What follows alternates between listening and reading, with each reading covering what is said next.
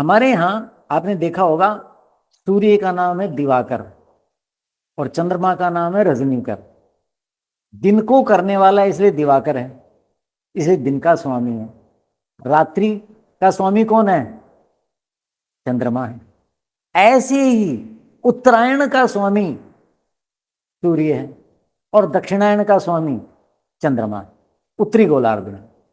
अर्थात जब उत्तरी गोलार्ध में सूर्य होगा तो सूर्य स्वामी है, सूर्य का तेज ज्यादा होगा। और जब सूर्य दक्षिणी गोलार्ध में होगा तो उत्तरी गोलार्ध में जहां हम हैं, यहां क्या होगा? चंद्रमा का बल अधिक होगा। चंद्रमा इसका स्वामी है। और चंद्रमा कैसा है? शीतलता देता है, तरलता देता है। तो शीतलता और तरलता अर्थात कफ की वृद्धि होगी। और उधर आदान काल होगा तो क्या होगा? कफ को, तरलता को, रस रक्त आदि धातुओं को सुखा डालता है कौन? सूर्य। तो ये यहां बता रहे हैं। क्या बताया? कि ये कहा अब सूर्य के उधर जाने से, अभियत प्रताप होने से, मंद ताप होने से और चंद्रमा के बली होने से क्या होगा? हमारे यहां 6 ऋतुएं हैं। 6 ऋतुएं हैं ना। 6 की 6 ऋतुओं में एक रस की वृद्धि होती है। आयुर्वेद में 6 रस हैं, काव्य में तो 9 रस हैं। आयुर्वेद में 6 रस हैं, यानी भोजन के मधुर, अम्ल, लवण, कटु, कषाय और तिक्त। तो हर ऋतु में एक रस प्रधान होता है और रस गौण होते हैं। ठीक है। जैसे इससे पहले ऋतु शरद ऋतु थी, उसमें पित्त प्रधान था। उससे पहले वर्षा ऋतु थी, उसमें वात की वृद्धि होती है। ठीक है कि नहीं? अच्छा, रस की नहीं, अब मैं धातुओं की बात करने लग गया। चलो रस की बात करते हैं। ठीक है। तो हेमंत ऋतु में क्या प्रधान होता है? मधुर रस की प्रधानता होती है। इस समय का जल, वर्षा का जल, अन्य ऋतुओं के जल की तुलना करें पीते समय, उन ऋतुओं की अपेक्षा इस समय जो जल है वो अपेक्षाकृत मधुर लगेगा, स्वादु लगेगा। और उसकी बल शक्ति भी ज्यादा होती है। क्यों? चंद्रमा के चंद्र गुण आधिक्यात, चंद्रमा का गुण अधिक है। तो चंद्रमा को बताया ना, मधुर रस है उसके अंदर, यानी तरलता है, वो सौम्य है। जैसे कोई व्यक्ति बहुत, किसी को देखते ही आपको क्या लगता है? इसका तो बड़ा मधुर स्वभाव है। और किसी को देखते ही बोला भी नहीं है, कटु स्वभाव, बोले तो और भी कटु। तो वही चीज है। तो चंद्रमा जो है उसके कारण,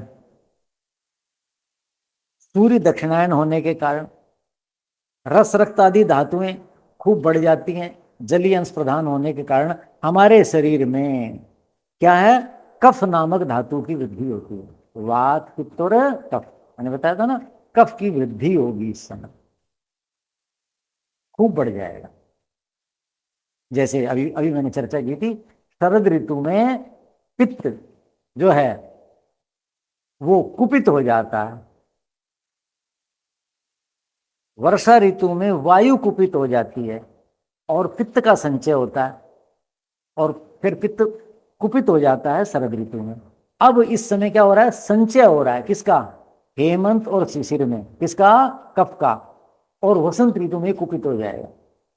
वसंत क्रिया में मैंने ये बताया अभी। तो कहते हैं कि अब जब कफ की वृद्धि होगी, मैंने बताया ना, पोषण का कार्य किसका है? कफ का है। शरीर के अंदर पोषण का कार्य किसका है? और धातुओं को पचाने का, खाद्य पदार्थों को पचाने का कार्य पित्त का है, यानी अग्नि तत्व का। पित्त का मतलब अग्नि तत्व, और कफ का मतलब जलीय तत्व, जिसमें तरलता होती है, उसका नाम कफ है। और वायु किसका नाम है? चल। वायु हमेशा सदागति वायु का विशेषण है। वायु का नाम क्या? सदागति, जो सदा गतिमान रहता है, कभी रुकता नहीं है। तो वायु का मतलब है गति।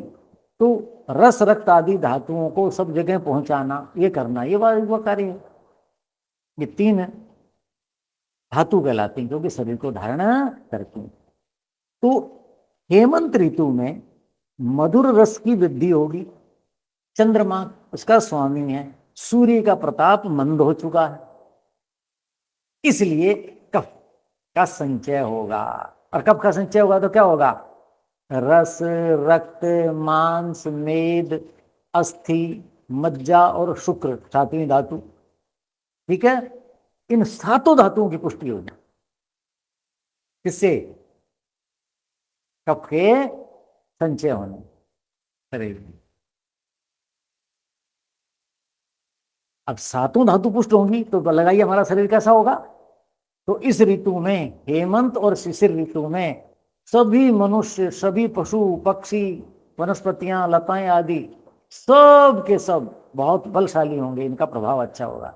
इस समय के मैंने गिलोय का जैसे उदाहरण दिया, कोई भी चीज ले लीजिए, इस ऋतु की होगी, उसका वीर्य पराक्रम ज्यादा होगा, ज्यादा प्रभावकारी होगी। और एक जून में आप गिलोय लो, उसका प्रभाव नहीं पड़ेगा क्योंकि उसकी शक्ति क्षीण है। जून में पशु को देखो, दूध कितना देगा, क्योंकि गर्मी हो रही, लू चल रही है, पशु दूध कम देता है। यदि घी देखो, घी तो निकलता ही नहीं जी, कहां से निकलेगा? दूध में शक्ति नहीं है। दूध में शक्ति क्यों नहीं है? क्योंकि पशु में शक्ति नहीं है। पशु में शक्ति क्यों नहीं है?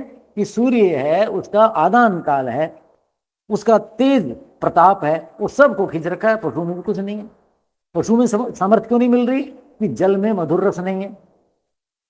वो जो चारा खा रहा है, हरा आदि जो भी ले रहा है, वो कैसे हैं? उनमें भी सामर्थ्य नहीं है। इस ऋतु में बिल्कुल उल्टा, जल मधुर होगा, सारी फल औषधियां सब में शक्ति होगी, तो मनुष्य आदि सब शक्तिशाली होंगे। ठीक है जी। आगे आचार्य की भाषा बोलता हूं। प्राण भृताम बलम आचीयते, जितने भी प्राणधारी, पत्थर नहीं कह रहा, प्राण भृताम, जो प्राण को धारण करते हैं, जैसे मनुष्य, पशु पक्षी, लता आदि सब प्राण धारण करते हैं कि नहीं करते? सब में जीवन है।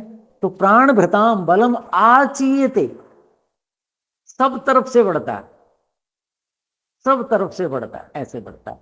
अतः वृद्धि मापनोति, इसलिए हर मनुष्य, हर जीव, पशु पक्षी कीट सब क्या है?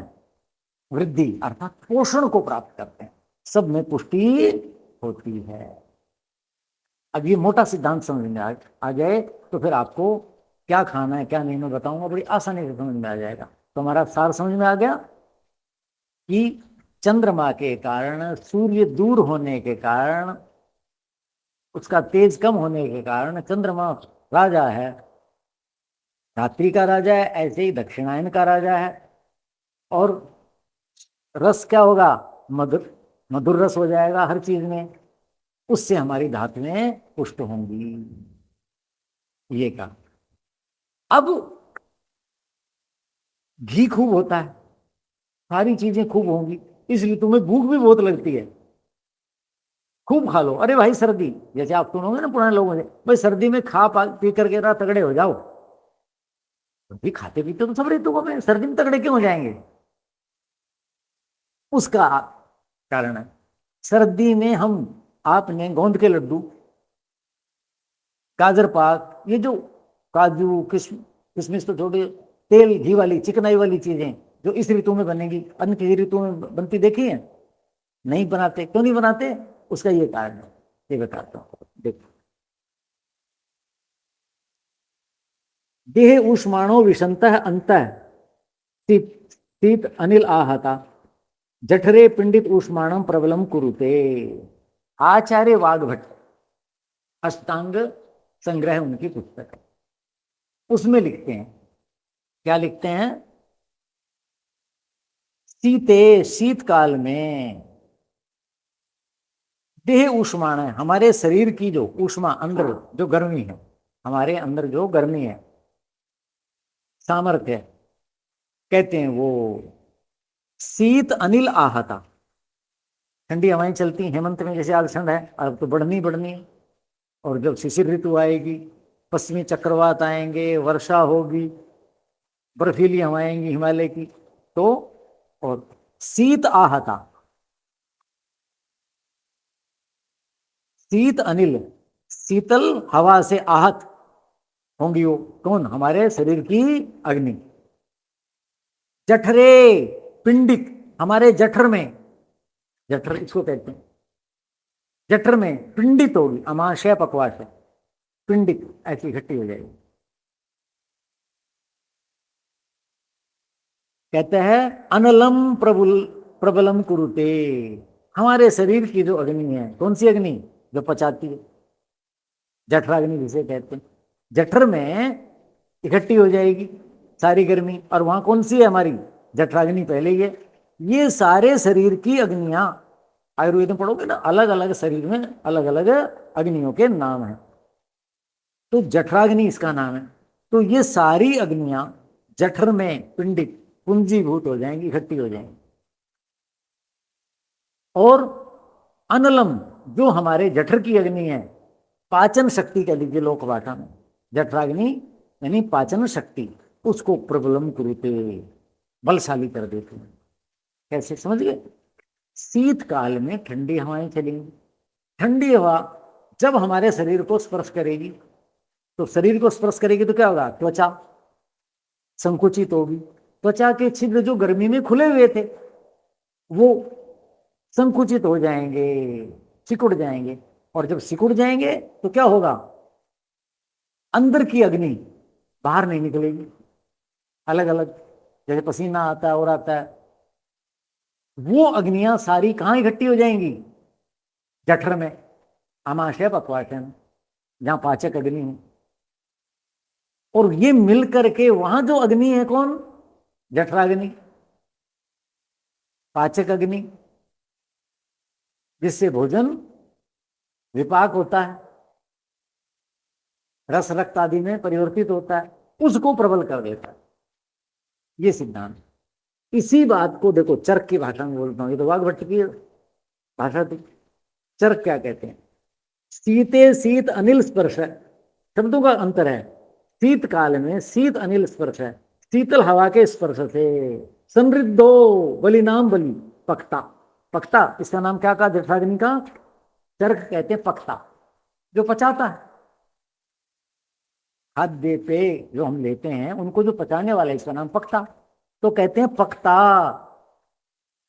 जो पाचन शक्ति है, जो जठराग्नि है, कहते हैं वो शीत अनिल स्पर्श समृद्धो, वायु के स्पर्श से, कैसी, शीतल वायु के स्पर्श से समृद्ध, वो रुक जाता है, बली भवती, और वो बलवान हो जाता है। कैसे, बली नाम,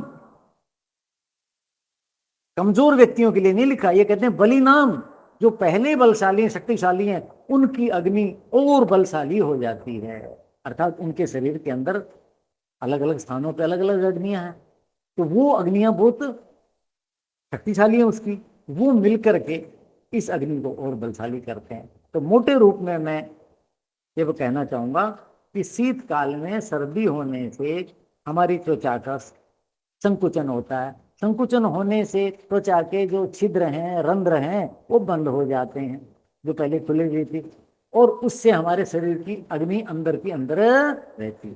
वो अंदर रहने का मतलब क्या है, व्यय नहीं हुआ उसका, वो पूरी होगी, उसको हमने बलवान कह दिया, वो बलवान हो जाता है। अब क्या कहा, ये बात ध्यान देने की, क्योंकि भूख तो लोगों को वैसे बहुत लगती है, कहते क्या ना, उस भूख में इसमें अंतर है। कहते हैं हेमंते, हेमंत काल में ऐसा होगा, बलवान हो जाएगी जठराग्नि, पक्का, मात्रा द्रव्य गुरु क्षमा, ये समर्थ हो जाएगी खूब, जिनको भूख लगती है मान लो, और उसको जून के महीने में कोई बासी चीज खा ली, बाजार की चीज खा ली, उसको दस्त लग जाएंगे, उल्टी लग जाएगी। इस ऋतु में उल्टी दस्त देखें आपको, खाने के कारण, क्यों, उस समय जीवाणु हो जाते हैं एक तो, और शरीर की पाचन शक्ति इतनी बलवान नहीं होती, भूख तो लगती है लेकिन इतनी बलवान नहीं होती कि वो मात्रा और द्रव्य, मात्रा का मतलब परिमाण, इतना ज्यादा, एक लड्डू दो लड्डू, मात्रा समझ गए, 5 लड्डू, गर्मी में 1 लड्डू कोई खा सकता था, तो इस ऋतु में 5 खा सकता है, 4 खा सकता है।